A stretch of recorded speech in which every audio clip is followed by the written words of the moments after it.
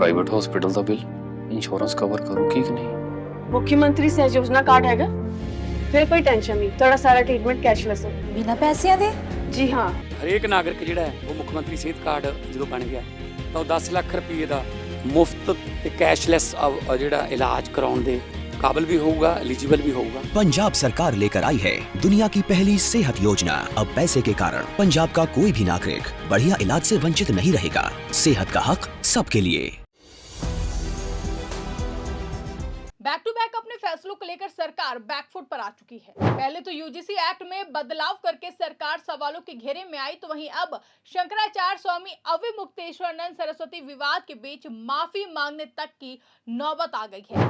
क्या है पूरा मामला, क्या है पूरी जानकारी, आपको बताएंगे अपनी इस स्पेशल रिपोर्ट में। नमस्कार, आप देखना शुरू कर चुके हैं 4 PM न्यूज नेटवर्क और मैं हूं आपके साथ आकांक्षा यादव। शंकराचार्य स्वामी अविमुक्तेश्वरानंद सरस्वती से जुड़े अपमान के मामले में योगी सरकार अब साफ तौर पर बैकफुट पर नजर आ रही है। जिस सरकार और प्रशासन ने कुछ दिन पहले तक शंकराचार्य स्वामी अविमुक्तेश्वरानंद सरस्वती से उनके शंकराचार्य होने के प्रमाण नोटिस भेजकर मांगे थे, वही सरकार अब उनसे माफी मांगने की तैयारी में है। जी हाँ, प्रयागराज प्रशासन ने बनारस जाकर शंकराचार्य से क्षमा याचना करने का मन बना लिया है। शंकराचार्य के मीडिया प्रभारी योगीराज सरकार ने खुद इसकी पुष्टि की है। दरअसल प्रशासन को ये उम्मीद नहीं थी कि शंकराचार्य इतने नाराज हो जाएंगे कि माघ मेला छोड़कर काशी चले जाएंगे।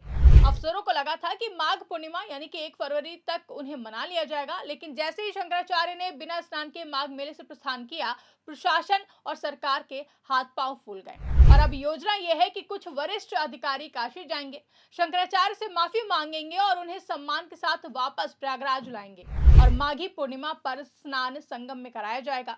ये सब साफ दिखाता है दोस्तों कि किस तरीके से सरकार ने पहले कठोर रुख अपनाया और अब जन भावनाओं के दबाव में उसे झुकना पड़ रहा है। इसी बीच इस पूरे विवाद को एक बड़ा कानूनी और संवैधानिक संदर्भ भी मिल गया है। आपको बता दें कि यूजीसी के नए नियमों को लेकर सुप्रीम कोर्ट ने केंद्र सरकार को कड़ी फटकार लगाई है और कोर्ट ने यूजीसी के नए नियम को अस्पष्ट और दुरुपयोग का खतरा बताया है। जी हाँ, सुप्रीम कोर्ट ने हाल ही में यूजीसी एक्ट से जुड़े एक अहम मामले में सरकार को कड़ी फटकार लगाई है, जिसके जरिए अदालत ने साफ संदेश दे दिया है कि सरकार मनमाने तरीके से नियम नहीं बना सकती है और न ही संवैधानिक संस्थाओं की गरिमा को नजरअंदाज कर सकती है। साथ ही सुप्रीम कोर्ट ने यह भी संदेश दिया कि किसी भी कानून या फिर नियम को लागू करने से पहले सभी पक्षों की बात सुनना बेहद जरूरी है। कोर्ट ने सरकार से पूछा कि आखिर किस आधार पर ऐसे फैसले लिए जा रहे हैं जिनसे देश भर में असंतोष फैल रहा है। चीफ जस्टिस सूर्यकांत और जस्टिस जॉय माल्या बागची की बेंच में मामले की सुनवाई के दौरान शीर्ष अदालत ने कहा कि यूजीसी के नए नियम अस्पष्ट हैं और इसके दुरुपयोग का खतरा है। इसके बाद कोर्ट ने यूजीसी के नए नियमों पर स्टे लगा दिया है। कोर्ट ने नए नियमों पर केंद्र सरकार से जवाब भी मांगा है। इस मामले की अगली सुनवाई अब 19 मार्च को होगी। अदालत की इस टिप्पणी के बाद केंद्र और राज्य सरकारें दोनों ही बैकफुट पर दिखाई देने लगी हैं। यूजीसी एक्ट को लेकर के पहले ही देश भर में विरोध हो रहा था। शिक्षक संगठन, छात्र संगठन और यहाँ तक कि सत्ता पक्ष से जुड़े कुछ नेता भी सवाल उठा रहे थे, या फिर यूं कहें कि वो कुछ नेताओं में भाजपा नेता भी शामिल थे। भाजपा में भी कई सारे ऐसे नेता थे जिन्होंने खुलकर इस बिल का विरोध किया।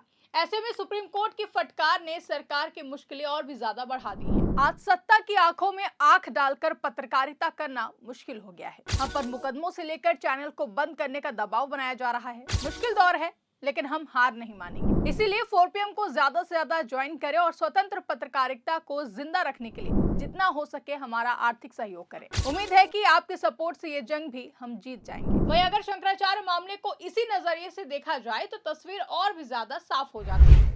एक तरफ सरकार धार्मिक और सामाजिक संस्थाओं के सम्मान की बात करती है, वहीं दूसरी तरफ उसी सरकार के अफसर शंकराचार्य जैसे पद पर बैठे संत से सबूत मांगते हैं।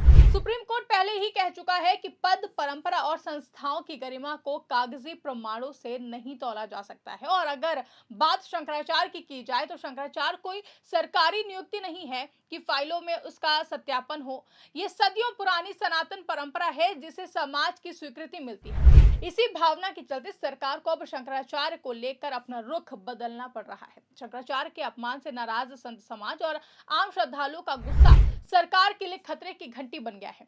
एक और शंकराचार्य के मामले पर मोदी सरकार बुरी तरीके से घिरती हुई नजर आ रही थी। योगी सरकार पर कई सवाल उठ रहे थे, तो वहीं दूसरी तरफ यूजीसी एक्ट पर सुप्रीम कोर्ट के फैसले ने भी सरकार को यही संदेश दिया है। कोर्ट ने साफ किया कि शिक्षा जैसी संवेदनशील व्यवस्था में बिना संवाद के बदलाव करना लोकतांत्रिक मूल्यों के खिलाफ है। अदालत ने यह भी कहा कि सरकार अगर ये सोचती है कि बहुमत के दम पर हर फैसला सही हो जाएगा तो ये सोच खतरनाक है। यही बात अप्रत्यक्ष रूप से शंकराचार्य विवाद पर भी लागू होती है। जब सत्ता खुद को सर्वशक्तिमान मानने लगती है तब टकराव तय होता है और आखिर में सरकार को ही पीछे हटना पड़ता है।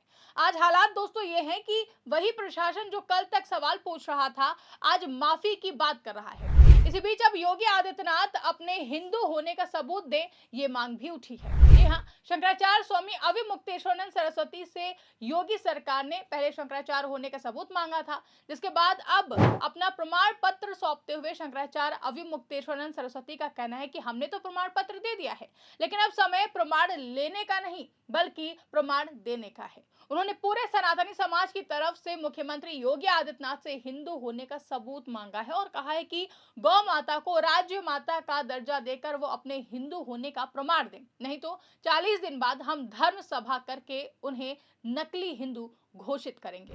दोस्तों, पहले शंकराचार्य स्वामी अविमुक्तेश्वरानंद सरस्वती को माघ मेले में स्नान न करने देना और फिर उनका यूं माघ मेला छोड़कर चले जाना, ये सिर्फ एक धार्मिक घटना नहीं थी, ये एक बड़ा राजनीतिक संदेश भी था। उन्होंने ये दिखा दिया कि सम्मान से समझौता नहीं किया जा सकता है। बिना स्नान किए लौट आना प्रशासन के लिए सबसे बड़ा झटका साबित हुआ। यही वजह है कि अब अफसरों की टीम काशी जाने की तैयारी कर रही है ताकि मामला और भी ज्यादा ना बिगड़े। सरकार जानती है कि अगर ये नाराजगी लंबे समय तक चली तो उसका असर चुनावी राजनीति तक दिख सकता है। ठीक वैसे ही जैसे कि यूजीसी एक्ट के विरोध का असर अब सरकार की छवि पर पड़ता हुआ दिखाई दे रहा है। सुप्रीम कोर्ट की फटकार और शंकराचार्य विवाद दोनों मामलों में एक चीज सेम है, जहां सरकार ने पहले सख्ती दिखाई, विरोध को नजरअंदाज किया और फिर हालात बिगड़ते देख खुद बैकफुट पर आ गई है। जैसा कि कोर्ट ने यूजीसी एक्ट पर कहा कि सुधार जरूरी है और शंकराचार्य मामले में भी यही बात सामने आई है, क्योंकि सम्मान बातचीत से मिलता है, आदेश से नहीं। आज सरकार माफी की बात कर रही है क्योंकि उसे समझ आ गया है कि आस्था और संविधान दोनों के सामने झुकना ही समझदारी है, वरना फिर जो वोट बैंक वो समेटकर अपने पास रखी हुई है वो जाता हुआ दिखाई दे रहा है। आखिर में सवाल यही है कि क्या सरकार इससे कोई सबक लेगी? क्या आगे किसी कानून या फिर प्रशासनिक फैसले से पहले समाज की भावना को समझा जाएगा? क्योंकि सुप्रीम कोर्ट ने तो अपना संदेश साफ दे दिया है कि सरकार अपनी मर्जी से कुछ भी अपने मन मुताबिक नहीं कर सकती है। ऐसे में अब देखना यह है कि योगी सरकार और केंद्र की मोदी सरकार इस संदेश को कितनी गंभीरता से लेती है। लेकिन इतना तो दोस्तों तय है कि शंकराचार्य स्वामी अविमुक्तेश्वरानंद सरस्वती के अपमान का मामला हो या फिर यूजीसी एक्ट का विवाद, दोनों ने सरकार को बैकफुट पर लाकर खड़ा कर दिया है और ये बैकफुट सिर्फ एक कदम नहीं बल्कि एक चेतावनी भी है। फिलहाल के इस खबर में बस इतना ही। इस पूरी रिपोर्ट को लेकर के और जो विवाद चल रहा है इस पर आपकी क्या राय है कमेंट करके हमें जरूर बताइएगा। फिलहाल के इस खबर में बस इतना ही। वीडियो पसंद आई है तो वीडियो को ज्यादा से ज्यादा लाइक और शेयर करना ना भूलें। चैनल पर नए हैं तो चैनल को सब्सक्राइब जरूर कर ले और देखते रहिए 4 PM न्यूज नेटवर्क।